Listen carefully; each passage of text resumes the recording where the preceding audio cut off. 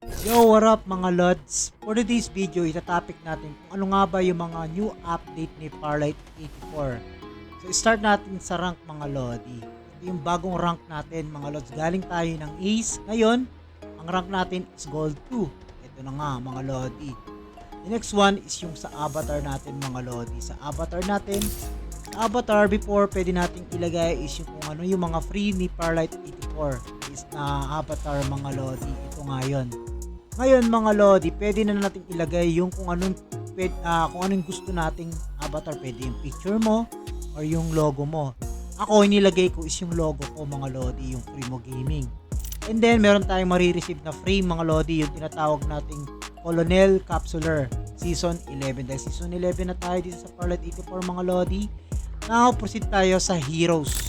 Sa Heroes naman, okay, punta tayo kay Captain. Dahil ganun kabait si Farlight 84, meron tayong free skin ni Captain mga lodi.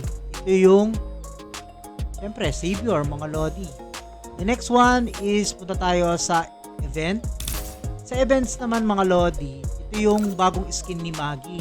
Ito yung marireceive nating privilege kay Farlight 84 para pag once natapos mo yung 7-day login. Okay? Example, explain ko sa inyo, every time na magla-login kayo sa Farlight 84, huwag niyo pong kalimutan mag-sign in. Every day to, kumbaga, once a day lang siya pwede mong gawin. Okay? Dahil nag-sign in na ako dito, okay, nag-sign in na ako, pupunta na ako sa number 2 para siya bukas. Ito yung unlock tomorrow, mga lodi. And then, may mga lucky draw tayo na marireceive. Okay, pag once nag-top up tayo, ito yung mga bagong skin ni BU mga lodi. Ito yung the Blood Sire mga lodi. And then yung mga skin ng barrel, ito yung sa, I think ito yung Jupiter mga lodi. Ayan.